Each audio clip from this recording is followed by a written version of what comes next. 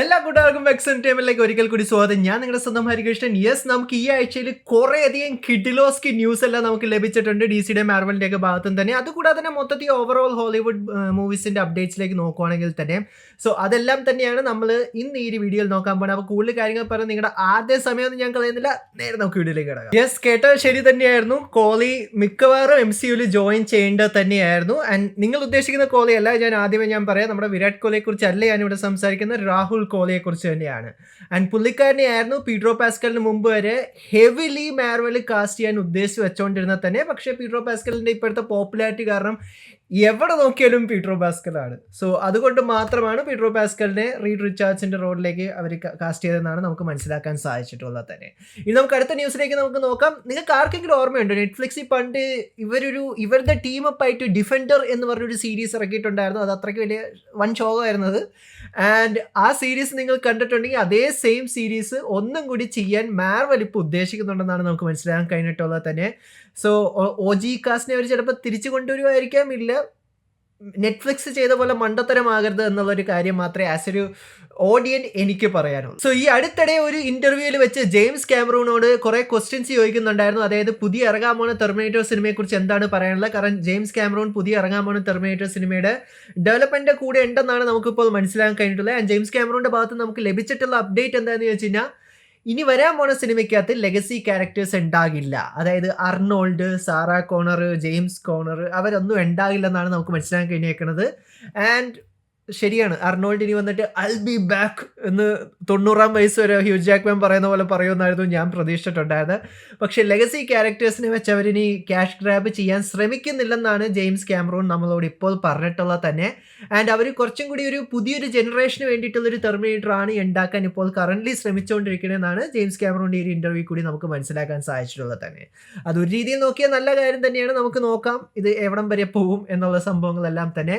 And ഇനി Deadpool and Wolverine നമുക്കറിയാം ഈ ഇടയ്ക്ക് ഒത്തിരി റെക്കോർഡ്സും കാര്യങ്ങളൊക്കെ ബ്രേക്ക് ചെയ്യുന്നുണ്ടായിരുന്നു എന്നുള്ളൊരു കാര്യം. ആൻഡ് ഹയസ്റ്റ് ഗ്രോസിംഗ് സിനിമ നമ്മുടെ അവഞ്ചേഴ്സിനെ കടത്തി വെട്ടിക്കൊണ്ട് ഇപ്പോൾ ടോപ്പ് 5-ൽ എത്തിയിരിക്കുക തന്നെയാണ്. ആൻഡ് റയാൻ റെനോൾഡ്സും ഹ്യൂ ജാക്ക്മാനും അതിന്റെ പാർട്ടിയിലേക്കാണെന്നാണ് നമുക്ക് മനസ്സിലാക്കാൻ കഴിഞ്ഞിട്ടുള്ളത്. 28 ഡേയ്സ് വീക്സ് ആ ഒരു ഫ്രാഞ്ചൈസിയിലെ ഏറ്റവും പുതിയ സിനിമയുടെ ഒരു അനൗൺസ്മെന്റ് നമുക്ക് ഇപ്പോൾ ലഭിച്ചിട്ടുണ്ടായിരുന്നു. 28 ഇയേഴ്സ് ലേറ്റർ എന്നാണ് ഈ ഒരു സിനിമയുടെ പേര്. ആൻഡ് സിനിമയുടെ മെയിൻ കാസ്റ്റിലേക്ക് നമുക്ക് നോക്കിയാൽ കാണാൻ കഴിഞ്ഞേക്കണം മറ്റാരുമല്ല, കിലിയാൻ മർഫിയെ തന്നെയാണ്. ആൻഡ് അതുകൂടാതെ തന്നെ ഈ ഒരു സിനിമയെ സ്പെഷ്യലാക്കുന്ന മറ്റൊരു വലിയൊരു കാര്യം കൂടിയുണ്ട്. മറ്റൊന്നുമല്ല, സിനിമ മൊത്തത്തോടെ ഷൂട്ട് ചെയ്യാൻ പോകുന്നത് iPhone 16-ലാണെന്നാണ് നമുക്കിപ്പോൾ മനസ്സിലാക്കാൻ സാധിച്ചിട്ടുള്ളത് തന്നെ. ആൻഡ് നമുക്ക് നോക്കാം എന്തായിരിക്കും ഔട്ട്പുട്ട് എന്നുള്ളൊരു കാര്യം ട്രെയിലർ കണ്ടാലേ നമുക്ക് പറയാൻ പറ്റുള്ളൂ. കാരണം നമ്മുടെ ഫോണിൻ്റെ ബാറ്ററിയിലേക്ക് എടുത്തു നോക്കിക്കഴിഞ്ഞാൽ തന്നെ നമുക്ക് അറിയാവുന്ന തന്നെയാണ് സാംസങ്ങിൻ്റെ S സീരീസും ആപ്പിളും തമ്മിലുള്ള വാറ് കുറേ കാലമായിട്ട് പോയിക്കൊണ്ടിരിക്കുക തന്നെയാണ്. അതിനൊരു അന്ത്യം ഇതുകൊണ്ട് എന്താവും നമുക്ക് പ്രതീക്ഷിക്കാം, അല്ലേ? ഇപ്പം എന്ത് പറയാനാ. അതിന് നമുക്ക് നേരെ ബാറ്റ്മാൻ സിനിമയുടെ ന്യൂസിലേക്ക് നമുക്ക് കിടക്കാം. ബാറ്റ്മാൻ 2 സിനിമയുടെ സ്ക്രിപ്റ്റ് കഴിഞ്ഞു എന്നാണ് നമുക്ക് മനസ്സിലാക്കാൻ കഴിഞ്ഞേക്കുന്നത്. അടുത്ത വർഷം ജാനുവരിയിൽ അവർ ഷൂട്ടിംഗ് സ്റ്റാർട്ട് ചെയ്യുക എന്നുള്ളൊരു അപ്ഡേറ്റും കൂടി നമുക്ക് ലഭിച്ചിട്ടുണ്ട്. ആൻഡ് അത് കൂടാതെ തന്നെ ബാറ്റ്മാൻ 2-ഉം ബാറ്റ്മാൻ 3-യും ഒരുമിച്ചായിരിക്കും ഷൂട്ട് ചെയ്യാൻ പോകണമെന്നാണ് നമുക്ക് മനസ്സിലാക്കാൻ കഴിഞ്ഞിട്ടുള്ളത്. പണ്ട് മെട്രിക്സ് അവർ ചെയ്തു പോയത് തന്നെ. ആൻഡ് ഇപ്പോൾ റീസെൻ്റ്ലി ഇറങ്ങിയിട്ടുണ്ടായിരുന്ന പെൻഗിൻ എന്ന് പറഞ്ഞ ഒരു സീരീസിൻ്റെ എൻഡിങ്, അതായത് അതിൻ്റെ സീസൺ ഫിനാലയുടെ അവിടെ നിന്നായിരിക്കും ആ ഒരു ഇവൻസിൻ്റെ തുടക്കമായിരിക്കും ബാറ്റ്മാൻ്റെ പുതിയ സിനിമയിൽ കാണിക്കാൻ പോകുന്നതെന്നാണ് നമുക്ക് മനസ്സിലാക്കാൻ കഴിഞ്ഞിട്ടുള്ളത്. അങ്ങനെ ഫൈനലി ഈ സിനിമ അവർ കണക്ട് ചെയ്തേക്കുക തന്നെയാണ്.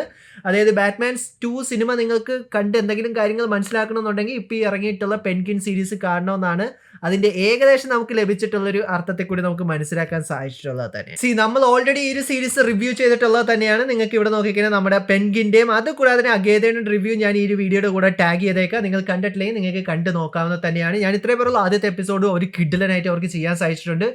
എന്തായിരിക്കും ഇത്രയും വലിയ ഇവന്റ് എന്നുള്ളൊരു കാര്യം അറിയാൻ ഇപ്പം എനിക്ക് നല്ല രീതിയിൽ തന്നെ ആകാംക്ഷയുണ്ട്. കാരണം എന്ന് പറഞ്ഞാൽ ആ ഒരു ഇവന്റിന്റെ കണ്ടിന്യൂഷൻ ആയിരിക്കും ഈ ഒരു 2 ബാറ്റ്മാൻ്റെ സിനിമ എന്ന് പറയുമ്പോൾ എന്തോ ഒരു വലിയ കാര്യം ഈ ഒരു സീരീസിന്റെ എൻഡിങ്ങിൽ സംഭവിക്കാൻ സാധ്യത വളരെ കൂടുതൽ തന്നെയാണ്. നിങ്ങൾക്ക് എന്തെങ്കിലും അഭിപ്രായം അല്ലെങ്കിൽ നിങ്ങൾക്ക് എന്തെങ്കിലും ക്ലൂ ഉണ്ടെങ്കിൽ അത് നിങ്ങൾക്ക് കമന്റ് ബോക്സിൽ കമന്റ് ചെയ്യാതാണ്. ഇനി ഒരു ചെറിയൊരു ന്യൂസിലേക്ക് നമുക്ക് കടക്കാം. ബെൻഡന്റെ ലൈവ് ആക്ഷൻ സിനിമയ്ക്ക് വേണ്ടി നിങ്ങൾ ആരെങ്കിലും കാത്തിരുന്നിട്ടുണ്ടെങ്കിൽ യെസ്, ആ സിനിമ ഫൈനലി WB ക്യാൻസൽ ചെയ്തു എന്നുള്ളൊരു അപ്ഡേറ്റ് ആണ് നമുക്ക് ലഭിച്ചിട്ടുള്ളത് തന്നെ. യെസ്, ഭയങ്കര സാഡ് ആയിട്ടുള്ളൊരു ന്യൂസ് തന്നെയാണ്. പണ്ട് ബെൻഡന്റെ കാർട്ടൂണൊക്കെ കണ്ട് വളർന്നിട്ടുള്ളൊരു വ്യക്തിയാണ് നിങ്ങളെങ്കിൽ നമ്മൾ ആക്ച്വലി ഉറ്റു നോക്കിക്കൊണ്ടിരുന്നത് തന്നെയായിരുന്നു ബെൻഡൻ്റെ ലൈവ് ആക്ഷൻ.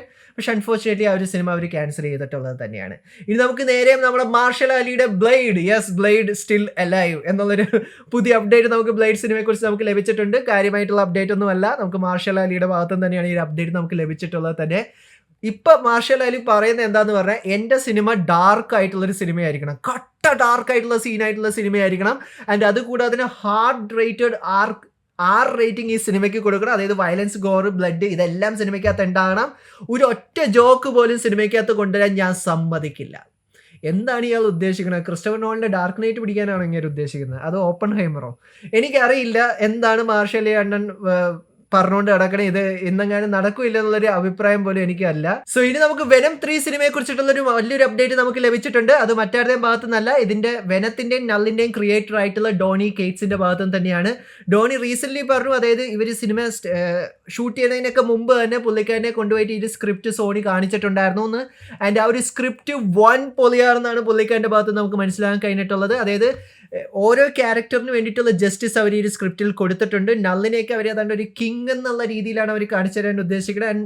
നള്ള് പൊളിച്ചെടുക്കും എന്നുള്ളൊരു കാര്യം തന്നെയാണ് ഡോണിയുടെ ഭാഗത്ത് നമുക്കിപ്പോൾ ലഭിച്ചിട്ടുള്ള അപ്ഡേറ്റ്. ഇത് പുള്ളിക്കാരൻ കണ്ടിനി വേറെ വല്ല സ്ക്രിപ്റ്റ് ആണോ അതോ എനിക്കറിയില്ല.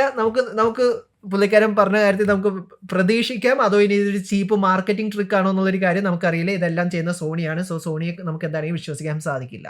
സോ ഇതാണ് നമുക്ക് എന്താണെങ്കിൽ വെനത്തിന്റെയും നള്ളിന്റെയും ക്രിയേറ്ററിന്റെ ഭാഗത്തുനിന്ന് കിട്ടിയിട്ടുള്ളൊരു അപ്ഡേറ്റ്. നമുക്ക് ജെയിംസ് ഗണ്ണിന്റെ ഭാഗത്തുനിന്ന് പുള്ളിക്കാരന്റെ ഏറ്റവും ഫേവറേറ്റ് ആയിട്ടുള്ള ഒരു സൂപ്പർമാൻ്റെ ഒരു അപ്ഡേറ്റ് നമുക്ക് ലഭിച്ചിട്ടുണ്ടായിരുന്നു. നിങ്ങൾക്കറിയാമോ? ഒരു 5 സെക്കൻഡ് ഞാൻ തരാം. ജെയിംസ് ഗണ്ണിന്റെ ഫേവറേറ്റ് സൂപ്പർമാൻ ആരാന്നുള്ളൊരു കാര്യം നിങ്ങൾക്ക് അറിയാമെങ്കിൽ വേഗം കമന്റ് ചെയ്യുക. 1 2 3 4 5 ടൈം അപ്പ്. മറ്റൊന്നുമല്ല, നിങ്ങളുടെ പ്രതീക്ഷയ്ക്കും അപ്പുറം തന്നെയാണ് ജെയിംസ് ഗണ്ണിന്റെ ഫേവറേറ്റ് സൂപ്പർമാനെ നമുക്ക് കാണാൻ കഴിഞ്ഞേക്കണം. നമ്മുടെ ഗോവിന്ദയാണ് അണ്ണന്റെ ഫേവറേറ്റ് ആയിട്ടുള്ള ഒരു സൂപ്പർമാൻ. റീസെന്റ് പുള്ളിക്കാരൻ സ്റ്റോറി ഇട്ടിട്ടുണ്ടായിരുന്നു, ഇത്രയും കിഡിലോസ്കി ആയിട്ടുള്ള ഒരു സൂപ്പർമാനെ ഞാൻ എൻ്റെ ജീവിതത്തിൽ കണ്ടിട്ടില്ല എന്ന് പറഞ്ഞ്. എനിക്കെന്താ പറയുക, എനിക്കൊന്നും പറയാനില്ല. ആ പാട്ടിനകത്ത് നിന്ന് സൂപ്പർമാനും സ്പൈഡർമാനും തമ്മിയിട്ട് ഉമ്മ വയ്ക്കും, അങ്ങനെ ഏതാണ്ടൊക്കെ ഉണ്ടായിരുന്നെന്ന് എനിക്ക് തോന്നുന്നു. സോ നിങ്ങൾ കണ്ടു നോക്കുക. ആൻഡ് ഇനി നമുക്ക് അടുത്ത അപ്ഡേറ്റിലേക്ക് നമുക്ക് നോക്കാം. മാർവലിൻ്റെ ഭാഗത്ത് നമുക്ക് ലഭിച്ചിട്ടുള്ളത് തന്നെയാണ്. ഡോക്ടർ സ്ട്രേഞ്ച് 3 ഡയറക്റ്റ് ചെയ്യാൻ വേണ്ടിയിട്ട് മാർവല് വീണ്ടും സാം റാമിയുടെ അടുത്തേക്ക് തന്നെ സാം റാമി അപ്രോച്ച് ചെയ്തു എന്നാണ് നമുക്കിപ്പോൾ മനസ്സിലാക്കാൻ കഴിഞ്ഞിട്ടുള്ളത്. കാരണം ഡോക്ടർ സ്ട്രേഞ്ച് മൾട്ടിവേഴ്സ് ഓഫ് മാഡ്നസിനകത്ത് പുള്ളിക്കാരൻ്റെ ആ ഒരു ക്രിയേറ്റീവ് വിഷൻ പൂർത്തീകരിക്കാൻ കഴിഞ്ഞിട്ടില്ലെന്ന് സാം റാമി പല ഇന്റർവ്യൂവിലും പറയുന്നത് നമ്മൾ കേട്ടിട്ടുണ്ടായിരുന്നു. പക്ഷേ ഇപ്പോൾ നമുക്ക് മനസ്സിലാക്കാൻ കഴിയും ഡോക്ടർ സ്ട്രേഞ്ച് 3 ഡയറക്റ്റ് ചെയ്യാൻ പോകുന്ന സാം റാമി തന്നെയായിരിക്കും. ആൻഡ് അത് കൂടാതെ തന്നെ മാർവലിൻ്റെ വരാൻ പോകുന്ന മിഡ് നൈറ്റ്സ് ആൻഡ് സിനിമയും ഡയറക്റ്റ് ചെയ്യാൻ പോകുന്ന സാം റാമി ആണെന്നാണ് നമുക്കിപ്പോൾ മനസ്സിലാക്കാൻ സാധിച്ചിട്ടുള്ളത്. ഇനി നമുക്ക് ചെറിയൊരു അപ്ഡേറ്റ് RDJയുടെ ഇനി വരാനിരിക്കുന്ന അവഞ്ചേഴ്സ് ഡൂംസ്ഡേയെ കുറിച്ച് നമുക്ക് ലഭിച്ചിട്ടുണ്ട്. ആൻഡ് ആസ് പെർ സിനിമയുടെ സ്ക്രിപ്റ്റ് അനുസരിച്ച് ഇത് മറ്റൊരു ഇൻഫിനിറ്റി വാർ ആണെന്നാണ് നമുക്കിപ്പോൾ മനസ്സിലാക്കാൻ കഴിഞ്ഞിട്ടുള്ളത്. അതായത് എൻഡിങ്ങിനകത്ത് ഡോക്ടർ ഡൂം ജയിക്കും. ഏതൊക്കെ ക്യാരക്ടേഴ്സ് വന്നു കഴിഞ്ഞാലും ഡോക്ടർ ഡൂം ജയിക്കും.